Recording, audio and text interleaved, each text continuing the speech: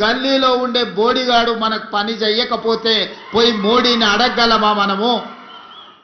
అదేవిధంగా ఈరోజు బీఆర్ఎస్ వాళ్ళు మొన్న జరిగిన శాసనసభ ఎన్నికల్లో అధికారం పోయింది. ఆ తర్వాత పార్లమెంట్ ఎన్నికల్లో గుండు సున్నా వచ్చింది. ఆ తర్వాత సర్పంచ్ ఎన్నికల్లో మీరందరూ కాంగ్రెస్ పార్టీ కార్యకర్తలు కలిసి బీఆర్ఎస్ పార్టీని బొందదీసి పాతి పెట్టారు. ఇక మా వల్ల కాదు కాంగ్రెస్ వాళ్ళతో గెలుచుడు, కాంగ్రెస్ తో పోటీ పడుడని బీఆర్ఎస్ వాళ్ళు పోయి ఈ రోజు అడ్డా మీది పైల్వాన్లను బీజేపీ వాళ్ళను అరువు తెచ్చుకున్నారు. ఇవాళ బీజేపీ వాళ్ళు బీఆర్ఎస్ వాళ్ళు కలిసి ఇంతకుముందే పెద్దలు శ్రీధర్ బాబు గారు చెప్పిండ్రు, తాండూరు మున్సిపాలిటీలో మనోహర్ రెడ్డి గారి సమక్షంలో చేరిన బీజేపీ నాయకులు మా బీఫాములు బీజేపీ ఆఫీసులో కాదు బీఆర్ఎస్ ఆఫీసులో మా బీఫాములు ఇస్తున్నారని ఇంత భావ దారిద్ర్యం భారతీయ జనతా పార్టీకి దాపురించింది.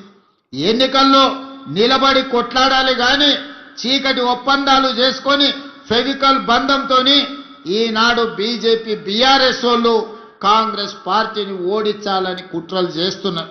నేను అడగదలుచుకున్నా, 10 ఏళ్ళు మీరే ఉన్నారు, అన్ని మున్సిపాలిటీలలో మీ వాళ్ళే కౌన్సిలర్లు చైర్మన్లుగా ఉన్నారు. నిజంగానే మీరు సమస్యలు పరిష్కరించుంటే ఈనాడు తాండూరులో కానీ పరిగిలో కానీ వికారాబాద్లో కానీ కొడంగల్లో కానీ మీరు అడగకుంటేనే మీ ఇంటికి వచ్చి ఓటేసి అయ్యా మీరు గొప్పలు మా మున్సిపాలిటీలో మా సమస్యల్ని పరిష్కరించిండ్రు మీకే ఓటేస్తామని ఇలా బీఆర్ఎస్ బీజేపీ వాళ్ళకు ఓటేసేటోళ్ళు. నిజంగానే కేసీఆర్ గారు నిధులు ఇచ్చి నరేంద్ర మోడీ గారు నిధులు తెచ్చి ఈ మున్సిపాలిటీలను అభివృద్ధి చేసి ఉంటే ఇవాళ ఇల్లు తిరిగి వంగి వంగి దండాలు పెట్టాల్సిన పరిస్థితి బీజేపీకి బీఆర్ఎస్ కు దాపురించేది కాదు. 12 ఏళ్ళు మోడీ ప్రధానమంత్రి గుండి చేయలేని పని ఇవాళ మీ గల్లీలో కార్పొరేటర్ కౌన్సిలర్ గెలిస్తే మోడీ వచ్చి మన సమస్యల్ని పరిష్కరిస్తాడా? 10 ఏళ్ళు ముఖ్యమంత్రిగా ఉన్న చంద్రశేఖరరావు, 10 ఏళ్ళు మున్సిపల్ మంత్రిగా ఉన్న కేటీఆర్ గారు మన మున్సిపాలిటీల వైపు ఎప్పుడైనా కన్నెత్తి చూసిండా? మన గల్లీలో ఉన్న మోరీ గురించి ఆలోచన చేసిండా? మన గల్లీలో కరెంటు లైట్ వెలిగిందా లేదా అని ఎన్నడన్నా చూసిండా? ఏ రోజు రాలే.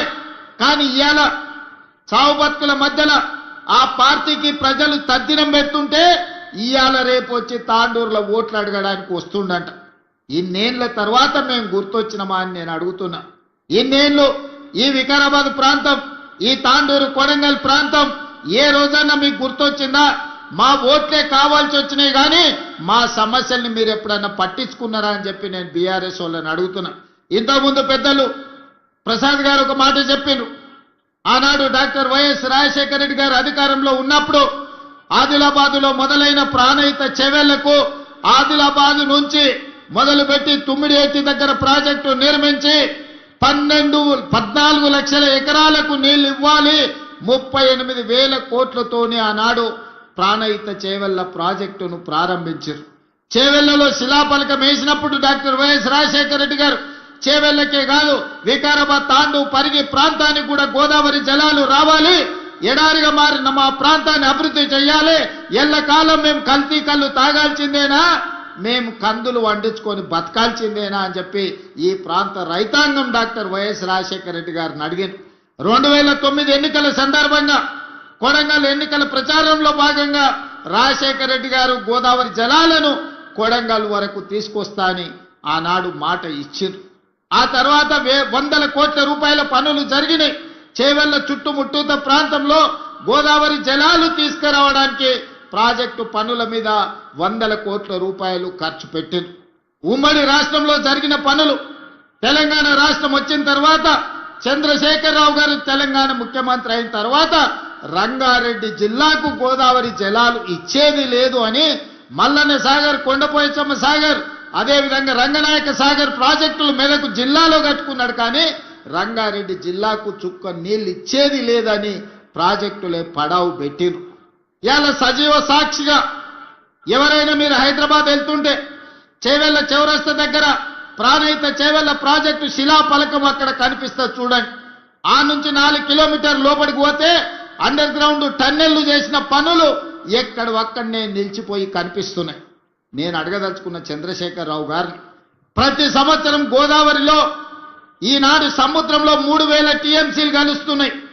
ఇది నేను చెప్పలే, చంద్రశేఖరరావు గారే గోదావరి జలాల మీద శాసనసభలో పవర్ పాయింట్ ప్రెజెంటేషన్ ఇచ్చినప్పుడు చంద్రశేఖరరావు గారే స్వయంగా చెప్పినారు, గోదావరిలో ప్రతి సంవత్సరం 3000 టీఎంసీలు వృధాగా సముద్రంలో కలుస్తున్నాయి, ఎన్ని నీళ్ళైనా వాడుకోవచ్చు, ఎన్ని నీళ్ళైనా పారించుకోవచ్చు.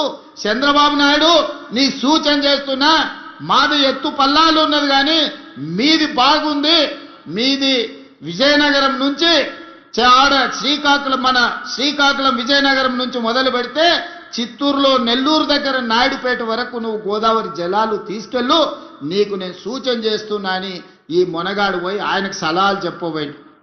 ఆయనకు సలహా ఎందుకు చెప్పినావని నేను అడుగుతలేను. ఈనాడు గోదావరి జలాలలో 3000 టీఎంసీలు సముద్రంలో కలుస్తుంటే కళ్ళు అప్పగిచ్చి సూచనవు కానీ 3000 టీఎంసీలలో ఒక 300 టీఎంసీలు మా రంగారెడ్డి జిల్లాకే ఇస్తే 30 లక్షల ఎకరాలకి ఈనాడు తాగునీరు వచ్చి ఉండేది కదా. ఏం పాపం చేసిన మా రంగారెడ్డి జిల్లా వాళ్ళని నేను అడుగుతున్నా. ఇవాళ మా కొడంగల్, వికారాబాద్, తాండూరు, పరిగి, చేవెళ్ళ, మహేశ్వరం లాంటి నియోజకవర్గాలు, ఇబ్రాహీంపట్నం లాంటి నియోజకవర్గాలు ఇవాళ తాగునీరు సాగునీరుకు అల్లాడుతున్నాయంటే 10 సంవత్సరాలు తెలంగాణ రాష్ట్ర ముఖ్యమంత్రిగా మీరు మాకు చేసిన ద్రోహం కాదా అని నేను ఈ వేదిక మీద నుంచి సూటిగా వారిని అడుగుతున్నా. ఎందుకు ఉమ్మడి రాష్ట్రంలో సమైక్య పాలనలో సీమాంధ్ర పాలకులు మంజూరు చేసి పక్క రాష్ట్రమోడు మనకు నిధులు ఇచ్చి అనుమతులు ఇస్తే సొంత రాష్ట్రంలో పుట్టి పెరిగిన తెలంగాణ ఉద్యమకారుడు అని చెప్పుకునే చంద్రశేఖరరావు రంగారెడ్డి జిల్లాకు గోదావరి జలాలు రాకుండా ఎందుకు అడ్డుకున్నాడో ఇవాళ రంగారెడ్డి జిల్లాలో మేము నాయకులమని చెప్పుకునే సబితా ఇంద్రారెడ్డి గారు సమాధానం చెప్పాలి. కాంగ్రెస్ పార్టీ సింబల్ మీద గెలిచి 10 ఏళ్ళు అధికారం అనుభవించి అన్ని హోదాలలో సంపాదించుకొని 2014లో 2018లో కాంగ్రెస్ పార్టీ మీకు అండగా నిలబడితే 2018 కాంగ్రెస్ బీ ఫామ్ మీద గెలిచి మీరు బీఆర్ఎస్ పార్టీలకు పోయినప్పుడు వారు ఏం చెప్పిండ్రు? రంగారెడ్డి జిల్లా అభివృద్ధి కోసమే పార్టీ ఫిరాయిస్తున్నా అని చెప్పిండ్రు. మరి నిజంగానే అభివృద్ధి కోసం పార్టీ ఫిరాయించుంటే చేవెళ్ల ప్రాజెక్టును పూర్తి చేయడానికి అనుమతులు, నిధులు ఎందుకు తీసుకురాలేదు? ఈ రోజు రంగారెడ్డి జిల్లా ప్రజలకు సబితా ఇంద్రారెడ్డి గారు సమాధానం చెప్పాలి. నిన్న మొన్న వారు వస్తున్నారు, ఎన్నికల్లో ప్రచారం చేస్తున్నారు. మీరు చేసిన ద్రోహానికి ఈ ప్రజలను కలిసే నైతిక అర్హత సబితా ఇంద్రారెడ్డి గారికి ఉన్నదా అని నేను అడుగుతున్నా. ఇవాళ ఈ జిల్లాను చంద్రశేఖరరావు ఎట్లాగూ మనోడు కాదు, చంద్రశేఖరరావు పరాయోడే. చంద్రశేఖరరావు పక్క చూపులే చూస్తాడు, పక్క రాష్ట్రం కోసమే పనిచేస్తాడు. రోజమ్మ పెట్టిన రొయ్యల పులుసు తిని రాయలసీమను రతనాల సీమ చేస్తా అని చెప్పిండు చంద్రశేఖరరావు. కానీ రంగారెడ్డి జిల్లాలో ఓట్లు, సీట్లు అన్ని బీఆర్ఎస్కి ఇస్తే గోదావరి జలాలు మనకు తీసుకొస్తాని చెప్పలే. పాలమూరు రంగారెడ్డి పూర్తి చేసి నీళ్ళు ఇస్తా అని ఊరిచ్చి లక్ష్మీదేవి పల్లికాడ భూసేకరణ కూడా చేయలే, ఆడ పెద్ద రిజర్వాయర్ కడతా అని చెప్పిండు. మా రామ్మోహన్ ఎప్పుడు కలిసినా కూడా మనం ఏదైనా చేసి లక్ష్మీదేవి పల్లిలో భూసేకరణ చెయ్యాలి, అక్కడ ప్రాజెక్టు కట్టాలి అని చెప్తున్నాడు. తెలంగాణలో ఎత్తైన ప్రాంతం, నెత్తి మీద కుండ పెట్టుకొని ఒక బొక్క పెడితే ఎట్లయితే మనిషి ఎంత తడుస్తాడో తెలంగాణ మొత్తానికి ఎత్తైన ప్రాంతం లక్ష్మీదేవి పల్లి, అక్కడ రిజర్వాయర్ కడితే రంగారెడ్డి, మహబూబ్నగర్ జిల్లాలో నీళ్లు వస్తాయని నేను కాదు చెప్పింది, చంద్రశేఖరరావు చెప్పిండు. మరి ఎందుకు కట్టలేదే? ఎందుకు భూసేకరణ చేయలేదు? అందుకే ఈ వేదిక మీద నుంచి మా రామ్మోహన్ రెడ్డి గారు అడిగినట్టుగా లక్ష్మీదేవి పల్లి భూసేకరణ తొందరలోనే సేకరిస్తాం. ఆ ప్రాజెక్టును కట్టడానికి అవసరమైన ప్రణాళికలను సిద్ధం చేస్తున్నాం. అదే కాదు, ఈనాడు ప్రాణహిత చేవెళ్ళ చంద్రశేఖరరావు నిర్లక్ష్యానికి రంగారెడ్డి జిల్లా బలైంది. అందుకే ఈనాడు తుమ్మిడి హెత్తి దగ్గర మొదలు పెట్టాల్సిన ప్రాజెక్టును చిన్న కాళేశ్వరం మేడిగడ్డ దగ్గరికి తరలించడం. మంతని పెద్దలు శ్రీధర్ బాబు గారు ఇక్కడనే ఉన్నారు. మేడిగడ్డ, సుందిల్లా, అందారం ఆడ లిఫ్టులు, బ్యారేజీలు కట్టిండు. కానీ మంతని నియోజకవర్గానికి గుంట భూమి కూడా నీళ్ళు ఇవ్వలే.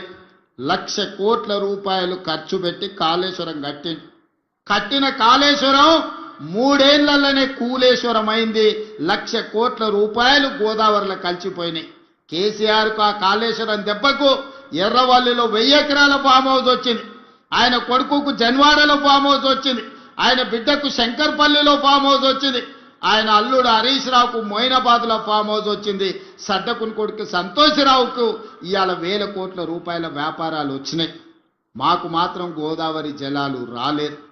గోదావరి జలాలను అడ్డం పెట్టుకొని గోదావరి జలాల ముసుగులో 1,00,000 కోట్లు ఖర్చు పెట్టి కాళేశ్వరం కట్టి 1000 కోట్లు కొల్లగొట్టి మీరు ఫామ్ హౌస్లు కట్టుకున్నారు, మీరు వ్యాపారాలు పెట్టుకున్నారు, మీరు టీవీలు పెట్టుకున్నారు, మీరు పేపర్లు పెట్టుకున్నారు మీ గురించి గొప్పలు రాసుకోవడానికి. కానీ మాకు మాత్రం చుక్క నీరు రాలే. అందుకే ఈనాడు వికారాబాద్ జిల్లా నుంచి నాయకత్వం వహిస్తున్న నేను తెలంగాణ రాష్ట్ర ముఖ్యమంత్రిగా తెలంగాణ శాసన సభకు సభాధ్యక్షుడిగా ఉన్న గడ్డం ప్రసాద్ కుమార్ గారు శాసనసభ నడుపుతున్నారు. మేమిద్దరం ఈ రోజు మీకు మాట ఇస్తున్నాం.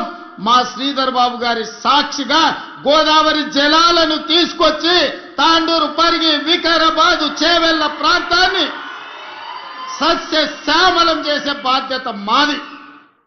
ఈ రోజు మీరు ఆశీర్వదించిండ్రు, మాకు అవకాశం వచ్చింది.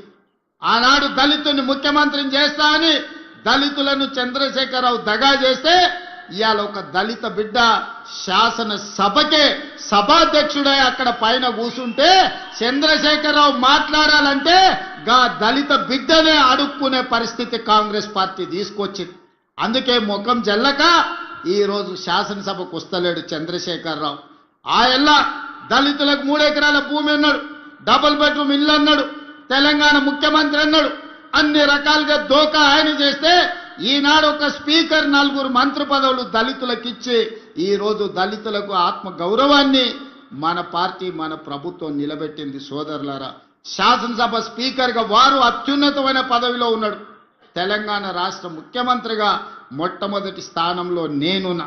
వడ్డిచ్చేది మేమే, మీరు రాసుకోండి. తాండూరుకు అండర్ గ్రౌండ్ డ్రైనేజీ ఇస్తాం, తాండూరుకి కాగ్నా నీళ్లు ఇస్తాం, తాగే నీళ్లు కాగ్నా నుంచి ఇచ్చే బాధ్యత మాది.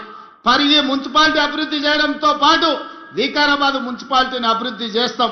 ఇవాళ ఇదే కాదు, మక్తల్, నారాయణపేట, కొడంగల్ ఎత్తిపోతల పథకం ఆనాడు ఉమ్మడి రాష్ట్రంలో మేము మంజూరు చేయించుకున్నాం. 10 సంవత్సరాలు హరీష్ రావు, కేసీఆర్ కుట్ర చేసి తొక్కి పట్టిండ్రు. ఈ మధ్యలోనే భూసేకరణతో పాటు పర్యావరణ అనుమతులు అన్నీ వచ్చినాయి. మక్తల్, నారాయణపేట, కొడంగల్ నియోజకవర్గాలలో కృష్ణా నది జలాలను తరలించి 1,50,000 ఎకరాలకు రాబోయే 3 ఏళ్లలో నీళ్లు అందించే బాధ్యత మన ప్రభుత్వం తీసుకుంటది.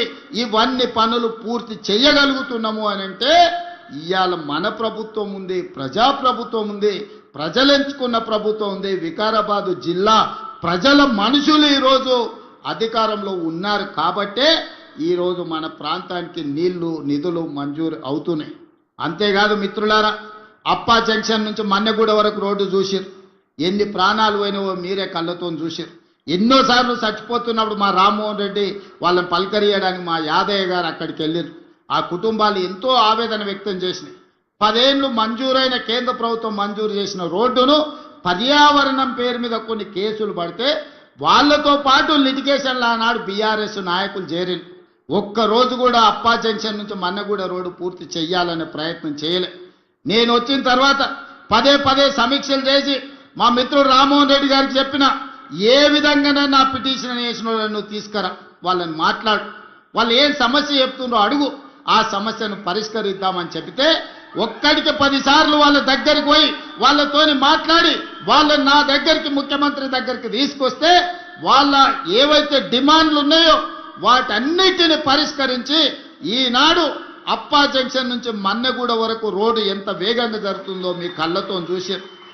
మొన్నటికి మొన్న రోడ్డు మీద టిప్పర్లో కంకర తీసుకుపోయి ఆర్టీసీ బస్సు మీద పడితే 40 మంది పైగా చచ్చిపోయారు. ఈ పాపం చంద్రశేఖరరావుది కాదా? ఈ పాపం సబితా ఇంద్రారెడ్డిది కాదా? ఒక్కనాడైనా రామ్మోహన్ రెడ్డి చేసిన ప్రయత్నం ఆ పిటిషన్ లేచిన వాళ్ళని పిలిచి కూర్చోబెట్టి మాట్లాడి ఉంటే మంత్రిగా ఇన్ని ప్రాణాలు మిగిలేవి కదా? మీరు చేసిన పాపం కాదా? మీరు పాల్పడ్డ హత్యలు కాదా? పేదోళ్ళ ప్రాణం పట్ల మీకు విలువ లేదనడానికి ఇది ఒక ఉదాహరణ మాత్రమే. అదే కాదు, ఈరోజు మన్నెగూడ నుంచి తాండూరు పోవాలంటే 2-3 గంటలు పట్టే, మోకాళ్ళంత గుంతలు ఉండే. ఇప్పుడే మా మనోహర్ని అడిగిన, ఏం మనోహర్ పరిస్థితి అని, లేదన్నా వేగంగా పనులు జరుగుతున్నాయని. ఇవాళ వికారాబాద్ నుంచి తాండూరు, మన మన్నెగూడ నుంచి తాండూరు పోవడానికి ప్రత్యేకమైన రోడ్డు ఈరోజు పనులు జరుగుతున్నాయి. ఎన్ని నిధులు కావాలన్నా తాండూరు ఆ రోడ్డును పూర్తి చేసి సంవత్సరం తిరిగే లోపల తాండూరు ప్రజలకు ఒక మంచి రోడ్డు ఇచ్చే బాధ్యత ఈనాడు మన ప్రభుత్వం తీసుకుంటది అని చెప్పి ఈ వేదిక మీద నుంచి మీకు సూచన చేస్తున్నా. అదేవిధంగా మిత్రులారా, RRR ఔటర్ రింగ్ రోడ్డు రావడంతో మన రంగారెడ్డి జిల్లాలో ఒకనాడు ఏ పరిస్థితి లేకుండే, ఎకరం భూమి అమ్మాలంటే తల తాకట్టు పెట్టే పరిస్థితి. ఔటర్ రింగ్ రోడ్ వచ్చిన తర్వాత 1,00,000 వలకని భూమి 1 కోటి అయింది, 1 కోటి భూమి 10 కోట్లయింది, 10 కోట్ల భూమి ఇవాళ 100 కోట్ల రూపాయల విలువ పెరిగింది. ఇవాళ 100 కోట్ల కంటే కూడా మన రంగారెడ్డి జిల్లా ఔటర్ రింగ్ రోడ్ చుట్టూత భూమి దొరుకుతలేదు. అందుకే కేంద్ర ప్రభుత్వంతో మాట్లాడి ఈనాడు రీజనల్ రింగ్ రోడ్డు 360 కిలోమీటర్లతోని ఈనాడు కేంద్ర ప్రభుత్వాన్ని మంజూరు చేయించినాం. రాబోయే రోజుల్లో రీజనల్ రింగ్ రోడ్డు రాబోతుంది, రేడియల్ రోడ్స్ రాబోతున్నాయి. వికారాబాద్ అంతర్జాతీయ పర్యాటక కేంద్రంగా మారబోతుంది. ప్రపంచానికి ఆదర్శంగా మన జిల్లా నిలబడబోతుంది. ఇవన్నీ పనులు కూడా ఇవాళ మనం చేసుకునే పరిస్థితి వచ్చింది. దీనికి ప్రధానమైన కారణం ఈరోజు మనం అధికారంలో ఉండడం వల్లనే ఇది సాధ్యమైంది. అందుకే మిత్రులారా, పెద్దలు చెప్పారు మట్టికి పోయినా ఇంటోడే పోవాలని. మరి ఇవాళ మన గల్లీలో లేదా మన కాలనీలో పనులు జరగాలంటే కౌన్సిలర్ మనోడై ఉండాలనా లేదా మీరు ఒక్కసారి ఆలోచన చేయండి. మన ఎమ్మెల్యేతోని మన మంత్రి దగ్గర పోయి కూర్చొని నాకు ఇది కావాలి అని అడిగేటోళ్ళు ఉంటేనే కదా సమస్య పరిష్కారం అయ్యేది. కాలే యాదయ్య రోజుడిసి రోజు నా దగ్గరకు వస్తాడు. రోడ్డు గురించో, మోరీ గురించో, వీధి లైట్ల గురించో. ఆయన మున్సిపాలిటీలే కాదు ప్రతి గ్రామానికి రోడ్ల కోసం యాదయ్య పొద్దున్నే నిద్ర లేవంగానే మాకు యాదయ్య గారు ఖచ్చితంగా వచ్చి కూర్చుంటాడు. సార్ నువ్వు ఎట్లనైనా ఇవ్వాల్సిందే, లేకపోతే ఊరికి పోయే పరిస్థితి లేదు అని. అంటే ప్రజలకు పని చేయాలన్న ఆలోచన చిత్తశుద్ధి ఉంటే పనులు పరిష్కారం అయితే. అడగంది అమ్మైనా అన్నం పెట్టడని చెప్పారు. మరి ఇవాళ అడగకుండా పనులు జరుగుతాయా? ఇవాళ మూసీ ప్రక్షాళన మనం చేసుకుందాం అనుకుంటున్నాం. అనంతగిరి వికారాబాద్ కొండల్లో పుట్టిన మూసీ నది, ఈసా నది ఈరోజు ఒక పక్కన గండిపేట, హిమాయత్ సాగర్, ఉస్మాన్ సాగర్ నుంచి ఈ రోజు మనకు బాపు ఘాట్ వరకు రెండు కలిసి ప్రవహిస్తున్నాయి. ఆ తర్వాత హైదరాబాద్ నగరం నుంచి కృష్ణా నదిలో కలిసే వరకు నల్లగొండ జిల్లా వాడపల్లి వరకు పోతున్నది. మూసీ నది ప్రక్షాళన చేసుకుంటామంటే లేదు లేదు, చెయ్యడానికి వీలు లేదు. ప్రజలు కాలుష్యంలోనే బతకాలని బీఆర్ఎస్ వాళ్ళు, బీజేపీ వాళ్ళు ధర్నాలు చేస్తున్నారు. మన వాళ్ళు పోయి మూసీలో ఉన్న కాలనీలలో వండుకున్నారు. వరదొచ్చినప్పుడు నేను అడిగిన, మరి పోండా ఇప్పుడు మూసీ దగ్గర పోయి పండుకోండి, చూద్దాం, మూసీలో కొట్టుకపోయి కృష్ణాలో తేలుతారు పోండి అని. ఎవడు అక్కడ దిక్కుపోలే. ఎంతసేపు చేసే అభివృద్ధికి కాళ్ళలో కట్టబెట్టాలన్న ఆలోచన తప్ప అభివృద్ధి చేసుకోవాలన్న ఆలోచనే లేదు. గుజరాత్లో సబర్మతి రివర్ ఫ్రంట్ చేసుకుంటారు, ఢిల్లీలో యమునా నది రివర్ ఫ్రంట్ చేసుకుంటారు, ఉత్తరప్రదేశ్లో గంగా నది రివర్ ఫ్రంట్ చేసుకుంటారు. ఇవన్నీ బీజేపీ పాలిత రాష్ట్రాలు. గొప్పగా చెప్పుకుంటారు మా నరేంద్ర మోడీ ఇన్ని రివర్ ఫ్రంట్లు చేసిండు, ఇంత అభివృద్ధి చేసిండని. అయ్యా మరి గుజరాత్కు సబర్మతి రివర్ ఫ్రంట్ కావాలి, ఢిల్లీకి యమునా నది రివర్ ఫ్రంట్ కావాలి, ఉత్తరప్రదేశ్కు గంగా నది రివర్ ఫ్రంట్ కావాలి. మరి మా హైదరాబాద్కు యమునా నది, మా మూసీ నది రివర్ ఫ్రంట్ వద్దా అని నేను అడుగుతున్న బీజేపీలు. ఏం దరిద్రం వచ్చింది మీకు? మీ నెత్తి మీద ఏమన్నా దరిద్రం ఉందా? మా మూసీ ప్రక్షాళన చేసుకొని మేము మంచిగా బతుకుతాం అనుకుంటే మాకు అడ్డం పడుతున్నారు. ఇవాళ పేదోళ్లకు మంచి ఇండ్లు కట్టిస్తాం, మంచి స్కూల్ కట్టిస్తాం, వాళ్ళ పిల్లలకు మంచి పాఠాలు చెప్పిస్తాం మూసీ నది ఒడ్డున ఉన్న వాళ్ళకంటే, లేదా మూసీ మురికిలోనే వాళ్ళు బతకాలని ఇవాళ బీజేపీ వాళ్ళు, బీఆర్ఎస్ వాళ్ళు అడ్డం పడుతున్నారు. ఎందుకు నేను ఇవన్నీ చెప్తున్నా అంటే ఇవన్నీ పట్టణ ప్రాంతాలలో ఉన్న అభివృద్ధి కార్యక్రమాలు. ఈ పట్టణ ప్రాంతాలలో నిన్నటి వరకు బీఆర్ఎస్, బీజేపీ కౌన్సిలర్లు, కార్పొరేటర్లుగా ఉన్నారు. ఇవాళ వాళ్ళ దరిద్రం వదిలింది, ఆ చీడ పోయింది. మళ్ళీ ఈ ఎన్నికల్లో మంచోళ్ళని తెచ్చుకోకపోతే మళ్ళీ వాళ్ళే మోపైనరు అంటే మనం ఈ అభివృద్ధి కార్యక్రమాలను చేసుకోలేము. గ్రామాలలో జరిగిన ఎన్నికల్లో గ్రామ పంచాయతీల్లో 70% కాంగ్రెస్ పార్టీ జెండా ఎగిరింది. అందుకే ప్రతి గ్రామంలో ఇవాళ లక్షలాది రేషన్ కార్డులు ఇచ్చిన మాట నిజం కాదా? ఎవరు అడిగితే వాళ్లకు, పెళ్లి అయిన వాళ్లకు, అత్తగారింటికి పోయిన వాళ్లకు ఇవాళ రేషన్ కార్డు ఇయ్యలేదా? మా అక్కలు ఇక్కడనే ఉన్నారు. ఇవాళ సన్న బియ్యం ప్రతి మనిషికి 6 కిలోల చొప్పున 3,17,00,000 తెలంగాణ బిడ్డలకు ఈనాడు ఈ ప్రభుత్వం 6 కిలోల ప్రకారం సన్న బియ్యం ఇస్తుంది.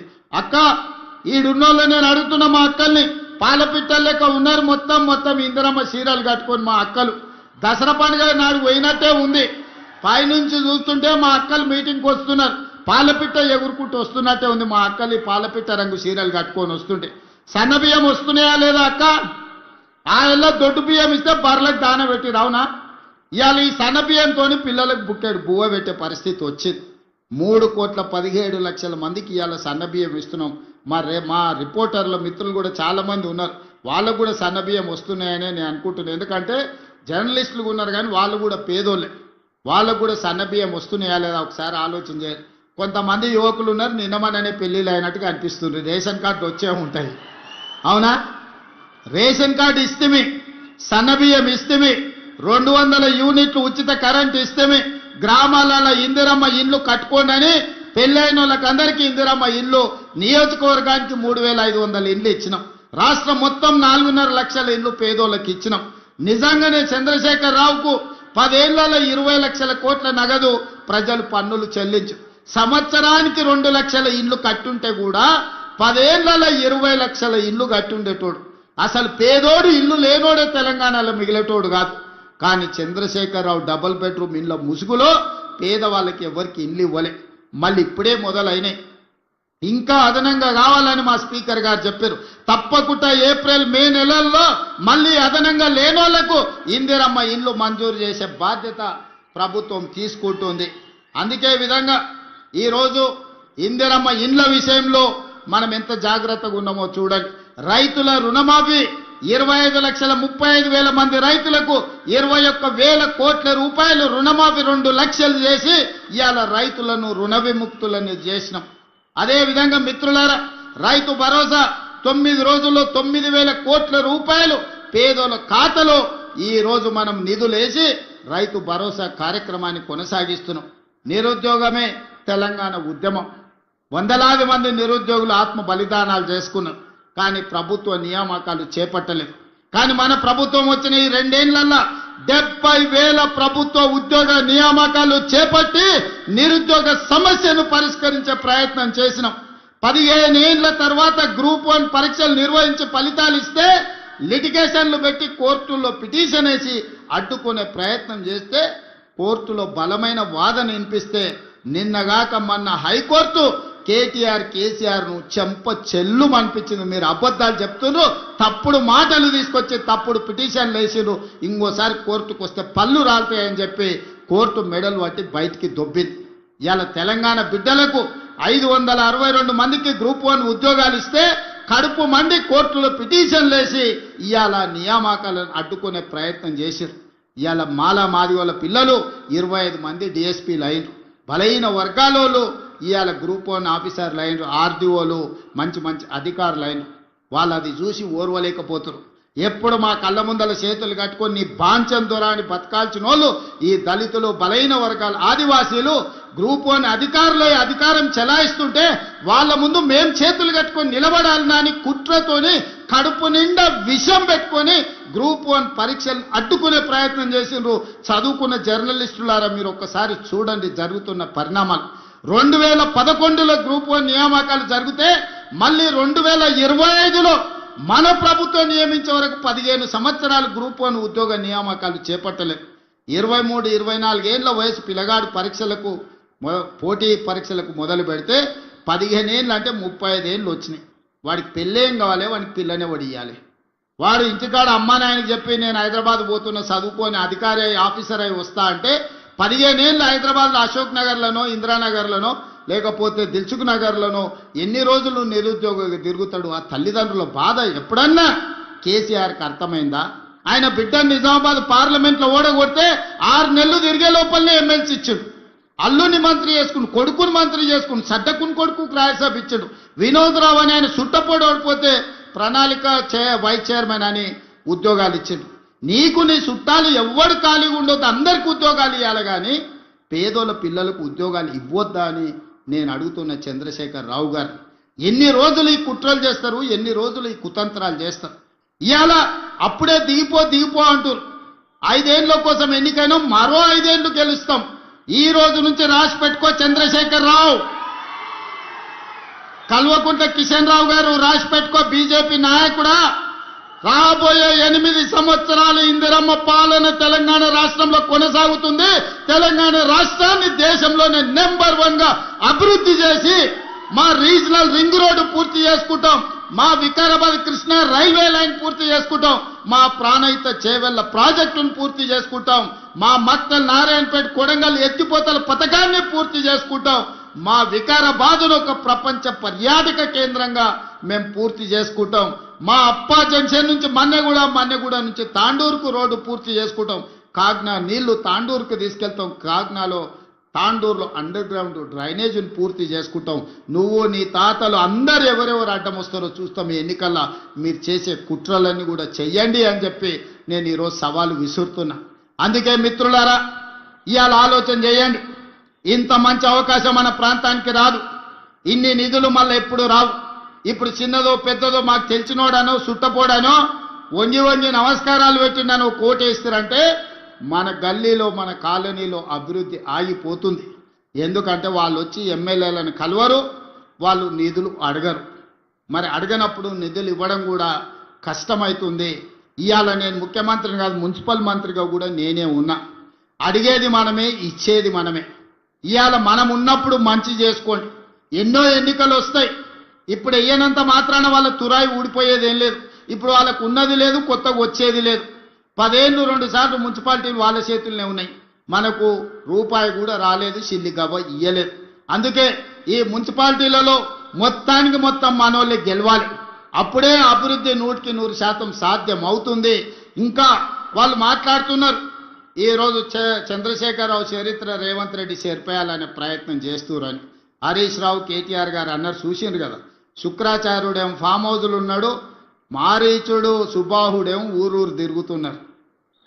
గతంలో పురాణాలలో మీరు చూసిరు కదా, దేవతలు యజ్ఞాలు యాగాలు చేస్తే వాటిని భగ్నం చేయడానికి శుక్రాచార్యుడు మారీచుడిని సుబాహుడు అనే రాక్షసులను పంపించేటోళ్ళు. వాళ్ళు నెయ్యి పోసి యాగం చేస్తుంటే వాళ్ళు రక్తం మాంసాలు తీసుకొచ్చి దాంట్లో వేసేటోళ్ళు ఈ యజ్ఞాలు యాగాలను భగ్నం చేయనికే. ఇవాళ తెలంగాణలో కూడా మేము కష్టపడి అభివృద్ధి చేస్తుంటే ఈ మారీచుడు సుబాహుడు కాళ్ళల్లో కట్టెలు పెట్టి తిరిగే ప్రయత్నం చేస్తున్నారు, ఊరూరు తిరుగుతురు. మా తెలంగాణ జాతి పితకు చంద్రశేఖరరావు గారి టెలిఫోన్ ట్యాపింగ్లో నోటీస్ ఇచ్చిరని నేను ఒక్క మాట అడగదలుచుకున్నా. ఎవరిని వదిలినరాయా మీరు? ప్రతిపక్ష నాయకులను వదలకపోతే, జడ్జిలను వదలకపోతే, జర్నలిస్టులను వదలకపోతే, సినిమా తారలను వదలకపోతే, ఆఖరికి పెళ్ళా మొగుడు మాట్లాడుకుంటుంటే కూడా వాళ్ళ చెవులలో వాళ్ళు మాట్లాడుకునేది నీకెందుకయ్యా వినేది? ఏమన్నా పొయ్యకాల ఏం రోగం అయ్యాది? పెళ్ళా మొగుని కూడా మాట్లాడుకోనియరా? ఇంత చిల్లర పని చేసినప్పుడు నోటీస్ ఇవ్వకపోతే ఏం చేస్తారయ్యా? అసలు బేడీలేసి ఈడ్స్కి రావాలి. ఇంకా మన పోలీసు వాళ్ళు మంచోళ్ళు కాబట్టి నోటీస్ ఇచ్చి రమ్మంటే లేదు నేను ఫామ్ హౌస్లో ఉన్నా దావతులు చేసుకుంటున్నా, మీరు ఆడికే రమ్మని అడిగాను. ఎవడన్నా తప్పు చేసినోడు రమ్మంటాడే. అయినా కూడా వయసును దృష్టిలో పెట్టుకొని బంజారాహిల్స్లో నీకు ఇల్లు ఉంది కదా గాడికి రా నమోదు చేసుకుంటావు అంటే గట్లెట్లా పిలుస్తారని అడుగుతారు. ఇవాళ తప్పు చేసినోని అంగి పట్టి ఈడ్చుకొచ్చే చట్టం ఉంది మన దగ్గర. ఇవాళ ఆయన చరిత్రనంట నేను మొత్తం రూపుమాపే ప్రయత్నం చేస్తుండంట.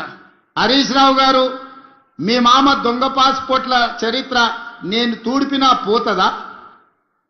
నీ పక్కలుండే ఆర్ఎస్ ప్రవీణ్ కుమారే చెప్పిండు, చంద్రశేఖరరావు మీద దొంగ నోట్ల కేసు చిక్కడపల్లి పోలీస్ స్టేషన్లు ఉందని. ఆనాడు ఎవరో ఒక నాయకుడు ఆయన ఎంబడి ఉండేట ఆయన దొంగ నోట్లలో దొరికితే చంద్రశేఖరరావు కూడా అందులోనే ముద్దాయి అని నేనన్లే ఆర్ఎస్ ప్రవీణ్ కుమార్ అన్నాడు. దొంగ నోట్లు ముద్రించే మీ చరిత్ర నేను తూడుపుతే పోతుందా? దళితుని ముఖ్యమంత్రి చేస్తానని దగా చేసిన మీ చరిత్రను నేను చెరపాలన్నా జరుగుతుందా? దళితులకు 3 ఎకరాలు ఇస్తాన్న మీ హామీ నేను తూడ్చేస్తే పోతుందా? డబుల్ బెడ్రూమ్ ఇల్లు ఇస్తాను పేదోళ్ళని చేసిన మోసానికి ఈ రోజు నేను ఒకవేళ చెరపాలనుకున్న మీ చరిత్ర చెడిపోతుందా? ఇంటికో ఉద్యోగం ఇస్తామని తెలంగాణలో 1200 మంది బిడ్డలను పొట్టన పెట్టుకుంటే ఆ 1200 మంది శవాల మీద మీరు ఈ తెలంగాణ రాష్ట్రానికి ముఖ్యమంత్రి అయి ద్రోహిగా చరిత్రలో నిలబడిపోయినరే. మీరు ఉద్యమకారులకు చేసిన ద్రోహాన్ని నేను చెడపదలుచుకుంటే కూడా చెడుతుందా? మీ చరిత్ర దొంగ పాస్పోర్ట్లు, మీ చరిత్ర దొంగ నోట్లు, మీ చరిత్ర దళితులను దగా చేసిన చరిత్ర, మీ చరిత్ర తెలంగాణ ఉద్యమకారులను దోకా చేసిన చరిత్ర, మీ చరిత్ర నేను చెరపదలుచుకున్నా చెరిగేదేనా అని నేను అడుగుతున్న హరీష్ రావు గారిని. అందుకే మీ చరిత్రను ఎవ్వడు చెరపలేరు. శాశ్వతంగా తెలంగాణ ద్రోహిగా, పాపాల భైరవుడుగా తెలంగాణ ఉన్నంతకాలం చంద్రశేఖరరావు పాపాల భైరవుడు అని తెలంగాణ చరిత్రలో ఉంటుంది హరీష్ రావు గారు. దీన్ని ఎవ్వరు చెరపలేరు. ఇది తెలంగాణ సమాజానికి అంత తెలుసు. అందుకే నేను ఏం ప్రయత్నం చెయ్యా, మీ చరిత్రను కావాలంటే మా కార్యకర్తలకు చెప్పి గోడల మీద రాపిస్తా ఎప్పటికి ఉండేటట్టు. మా రామ్మోహన్ రెడ్డి గారు సూచన ఎత్తున పరిగంత రాపిరు ఆయన పాస్పోర్ట్ల దందా, దొంగ నోట్ల దందా గురించి గోడల మీద రాపిస్తే కానీ వాళ్ళ గొప్పతనం ప్రజలకు తెలియదు. ఏది ఏమైనా స్క్రీన్ మీద మా అక్కలు ఉన్నారు. మా అక్కలను ఒకటే మాట అడగదలుచుకున్నా. ఆ ఎల్ల బతుకమ్మ చీరలు మీకు ఇచ్చిర్రు, ఎన్నడన్నా కట్టుకున్నారా అక్క? తలుపు మూసన్న కట్టుకునే పరిస్థితి ఉండేనా? బతుకమ్మ చీర ఇయ్యాలి, తీసుకుపోయి పిట్టల్ని బెదిరియడానికి బాయికాడ కట్టేయాలి. అవునా? మనం వేసిన పంట మొక్కజొన్నను అదో ఇదో ఉంటే పిట్టలు వాళ్ళకుంటే బెదిరియడానికి ఆడ అడ్డం కట్టేది. ఇవాళ మా అక్కలు ఇందిరమ్మ చీరిస్తే పాలపిట్టలాగా కట్టుకొని వచ్చారు. చీర అంటే గిట్లుండాలి. తమ్ముడు సారె పెడితే ఆ చీర కట్టుకొని అక్కలందరూ ఇవాళ ఆశీర్వదించడానికి వచ్చారు. నేను ఒక్కటే మాట చెప్పదలుచుకున్న, సవాలు విసిరదలుచుకున్నా. మేం రేషన్ కార్డులు ఇచ్చినోళ్ళు, మేం సన్నబియ్యం ఇచ్చినోళ్ళు, మా అక్కలు ఇవాళ ఆర్టీసీ బస్సులో రాష్ట్రమంతా ఉచితంగా ప్రయాణం చేస్తున్నారు. 2 ఏళ్లలో 9,000 కోట్ల రూపాయలు ఆర్టీసీలో ఉచిత బస్సుకి ఇవాళ ఖర్చు పెట్టినాం. నాడు అమ్మగారింటికి పోవాలన్నా, అమ్మవారిని దర్శించుకోవాలన్నా, అనంత పద్మనాభ స్వామి దగ్గరకు పోవాలంటే కూడా ఇంటి ఆయన దగ్గర చేయి జాపాలి. ఆయన దసరాకు అడిగితే ఉగాది గోదుపో అంటే కడుపులో బాధతోని దుఃఖం పెట్టుకొని సరే ఇక మన పరిస్థితి బాగాలేదు సర్దుకోవాలని ఇవాళ ఇంటి ఆయన బాయి కాడిపోతే ఈ లోపల అమ్మగారిని పోయి చూసి అమ్మ ఎట్లుందో చూసుకొని మళ్ళీ వెనకకు వస్తున్నారు మా అక్కలు. ఆడ మా అక్కని అవుతుంది నిజమే అని. నిజమా కాదా అక్క? సెలవులు వస్తే పిల్లల్ని తీసుకొని గుడికి పోతున్నాం. అవునా? బడికాడు ఇడిచిపెట్టాలంటే బస్సులో పోతున్నాం. ఎప్పుడన్నా ఎవరన్నా రూపాయి అడిగినరా? పథకం మొదలుపెట్టినాడే నన్ను కొంతమంది మా ఆడబిడ్డలు అడిగినారు, అయ్యా మరి మమ్మల్ని బస్ కిరాయి అడిగితే ఏం చేయాలి? ఏం లేదక్క, నా ఫోటో జేబులో పెట్టుకొని మా తమ్ముడు పట్నంలో ఉంటాడు, పోయి కిరాయి పైసలు తెచ్చుకోపోండి అని చూపియమని చెప్పిన. 2 ఏళ్లలో ఎప్పుడన్నా ఎవరైనా రూపాయి అడిగినరా అక్క? ఉచితంగా ప్రయాణం చేస్తలేరు. బస్సులో ఉచిత ప్రయాణమే కాదు, ఇవాళ మా ఆడబిడ్డలకు 1000 బస్సులు కొనిచ్చి ఆర్టీసీకే కిరాయి పెడితే నెలకు 70,000 రూపాయల ఆదాయం ప్రతి బస్సు మీద ఇవాళ మా ఆడబిడ్డలకు వస్తున్నాయి. 27,000 కోట్ల రూపాయలు సున్నా వడ్డీతోని ఆడబిడ్డల 1,000 కోట్ల రూపాయలు వాళ్ళ చేతిలో పెట్టినాం. 1 కోటి మంది ఆడబిడ్డల్ని కోటీశ్వరులను చేయాలన్న లక్ష్యంతో ఈ రోజు హైటెక్ సిటీ పక్కన ఐటీ కంపెనీలు విప్రో, ఇన్ఫోసిస్, మైక్రోసాఫ్టే కాదు, శిల్పారామం పక్కన ఇందిరా మహిళా శక్తి స్టాల్స్ 3.5 ఎకరాలు 1000 కోట్ల భూమి ఇచ్చి 150 స్టాల్స్ పెట్టి మా అక్కలు తయారు చేసే వస్తువులన్నీ హైటెక్ సిటీ పక్కన పెట్టి ఈరోజు ప్రపంచానికి మేము ఈరోజు చూపించినాం. ఇదే కాదు, మీరు ఆన్లైన్లో అమెజాన్లో బుక్ చేస్తుంటారు మా మిత్రులు చాలా మంది, అది కావాలి ఇది కావాలని. ఇవాళ రేపు మా అక్కలు తయారు చేసే పిండి వంటల నుంచి వాళ్ళు తయారు చేసే చేతి వస్తువుల వరకు అమెజాన్లో ఈరోజు అందుబాటులోకి తీసుకొచ్చినాం. ప్రపంచమంతా ఎవరు ఏం కొనాలన్నా అమెజాన్లో మా అక్కలు తయారు చేసే వస్తువులను కొనుక్కునే పరిస్థితి ఇవాళ తెలంగాణ రాష్ట్రంలో తీసుకొచ్చినాం. ఒక పక్కన రైతులకు ఆనాడు చంద్రశేఖరరావు అన్నాడు వరేసుకుంటే ఉరేసుకున్నట్టే అని. కానీ మన ప్రభుత్వం వచ్చినాక నేను చెప్పిన వరి వేయండి, సన్న ఒడ్లు పండించండి, గిట్టుబాటు ధరనే కాదు 500 రూపాయల బోనస్ ఇస్తామంటే ఈరోజు దేశంలోనే ప్రతి సంవత్సరం 1,55,00,000 మెట్రిక్ టన్నులు ప్రతి సీజన్లో ఇవాళ ఒడ్లు పండించి దేశంలోనే అత్యధికంగా వరి పండిస్తున్న రాష్ట్రంగా తెలంగాణ ఒక ప్రతిష్టను సాధించింది. 500 రూపాయల బోనస్ ఇచ్చి ఇవాళ ఒడ్లు కొంటున్నాం. తాండూరు కందులకి ఈరోజు మంచి మార్కెట్ తీసుకురావడానికి ప్రయత్నం చేస్తున్నాం. అందుకే మిత్రులారా, ఒక వైపున రైతులను, రెండో వైపున మహిళల్ని, మూడో వైపున విద్యార్థులను, నిరుద్యోగ యువకులను ఒక్కొక్క సమస్యను పరిష్కరించుకుంటూ ఒక్కొక్క సమస్యను అధిగమించుకుంటూ తెలంగాణ రాష్ట్రాన్ని నెంబర్ 1గా ఈ రాష్ట్రానికి పెట్టుబడులను ఆకర్షించి మొన్నటికి మొన్న మీరు చూసిండ్రు మహేశ్వరం దగ్గర గ్లోబల్ సమ్మిట్ ఏర్పాటు చేస్తే 100 దేశాల నుంచి పెట్టుబడులు పెట్టే వాళ్ళు ఇక్కడికి వచ్చారు. ఇవాళ ఒక గొప్ప ఫ్యూచర్ సిటీని 30,000 ఎకరాలలో ప్రపంచంని తలదన్నే విధంగా ఒక గొప్ప నగరాన్ని ఈరోజు మనం నిర్మించుకోబోతున్నాం. ఇవాళ మన ఏరియాలో పారిశ్రామిక వాడలను తెస్తే మన నిరుద్యోగ యువకులకు ఉద్యోగ ఉపాధి అవకాశాలు వస్తాయి. అందుకే మిత్రులారా, ఈరోజు సంక్షేమాన్ని అభివృద్ధిని కొనసాగించాలి అంటే మీరు నిండు మనసుతో ఆశీర్వదించాలి. ఈరోజు చిన్నదో పెద్దదో తప్పిదం జరిగితే అది మళ్ళా సరిదిద్దుకోలేంది. పాముకు పాలు పోసినట్టే బీఆర్ఎస్ ఓన్కి ఓటు వేస్తే, ఎందుకంటే కడుపు నిండా విషమే. ఎప్పుడైనా హరీశ్వరరావును చూడండి, నాగుపామును చూడండి ఎట్లుంటుందో, ఆయన నాలుకతో సహా ఎట్లుంటాడో ఒక్కసారి ఊహించుకోండి. కడుపు నిండా విషమే. ఎవడు మంచుకున్నా ఓరోడు, ఎవరు తెల్లబట్టలు వేసుకున్నా సహించరు. అందరూ దివాలా తీసి ఉండాలి, మొత్తం పిచ్చమెత్తుకొని బతకాలని కడుపు నిండా విషం పెట్టుకొని తిరుగుతున్నా. కాబట్టి ఈ పాములకు మీరు ఓటేస్తారంటే పాముకు పాలు పోసినట్టే. ఈ పాములను మళ్ళా బతకనిస్తారంటే మళ్ళా మన సమస్యలు పరిష్కారం కావు, మళ్ళీ గోసపడాల్సి వస్తుంది వీళ్ళకి ఏమాత్రం అవకాశం వచ్చినా. అందుకే మిత్రులారా, మన పార్లమెంట్లో రంజిత్ రెడ్డి గెలిచి ఉంటే ఢిల్లీలో మనకి ఇంకా బలం పెరిగుండేది. ఇవాళ డాక్టర్ రంజిత్ రెడ్డి ఈ ప్రాంత అభివృద్ధిలో ప్రభుత్వం వైపు నుంచి కూడా మీకు అండగా నిలబడతాడు. మీరందరూ కలిసికట్టుగా ఈ ప్రాంతాన్ని అభివృద్ధి చేసుకోండి. మున్సిపాలిటీలలో ప్రతి మున్సిపాలిటీలో ప్రత్యేకమైన అభివృద్ధి కార్యక్రమాలను తీసుకొని రంజిత్ రెడ్డి గారిని ప్రత్యేకమైన బాధ్యత ఇచ్చి మున్సిపల్ మంత్రిగా వారిని పెట్టి ఈ చేవెళ్ల పార్లమెంటు నియోజకవర్గంలో ఉన్న ప్రతి మున్సిపాలిటీకి ప్రత్యేకమైన నిధులు ఇస్తా, మాజీ పార్లమెంట్ సభ్యునికి బాధ్యత ఇస్తా, ఎన్ని నిధులు కావాలన్నా ఇచ్చే బాధ్యత నాది. పని చేయించుకునే పని మీది. గెలిపించుకోండి, మీరు నిధులు సాధించుకోండి. మీరు గాడిదకు గడ్డేసి గోవుకు పాలు విండుతామంటే కుదరదయ్యా. నేనైతే ఇక ఉన్నది ఉన్నట్టు చెప్పదలుచుకున్నా. మీరు గాడిదలకు గడ్డేస్తే అవి తిని బాగా బలుస్తాయి, వెనక పోతే తంతాయి, ముందరికి వస్తే పొడుస్తాయి. మీరు గోవు దగ్గరకు పోయి పాలు విండనికి పోతే రావు. అందుకే ఇవాళ గోవు లాంటి కాంగ్రెస్ పార్టీని గెలిపించుకోండి. ఇదే మన పేదోళ్ళ పార్టీ, మన పేదలకు మర్యాద. ఓ పూట పని అయినా కాకపోయినా పోతే పలకరిస్తారు, మర్యాద ఇస్తారు, కూసబెడతారు, ఏంది సమస్య అని అడుగుతారు. గతానికి ఇయ్యాలట్టుకున్న తేడా మీరు ఆలోచన చెయ్యండి. గతంలో ఎప్పుడు ఏ పోలీసోడు వస్తాడో తెలియదు, ఎవ్వరు ఫోన్లో మాట్లాడుకోవాలన్న గతంలో భయం ఉండే. ఈడున్న యువకులని చెప్పుండ్రి, ఫోన్లలో మాట్లాడుకునే స్వేచ్ఛనాన్ని ఉండేనా గతంలో? ఇవాళ ఉన్న పరిస్థితి ఏందో మీరు చూడండి. అందుకే చిన్న చిన్న విషయాలు ఏమన్నా ఉన్నా పక్కన పెట్టండి. నేనుంటా. వికారాబాద్ జిల్లా నుంచి ఈరోజు నేను ప్రసాద్ గారు రాష్ట్రానికే నాయకత్వం వహిస్తున్నాం. మన జిల్లాలో 100% ఫలితాలు అనుకూలంగా ఉండాలి. అట్లనే గెలిస్తే మనం నిధులు కూడా అట్లా తెచ్చుకోవడానికి అవకాశం ఉంటుంది.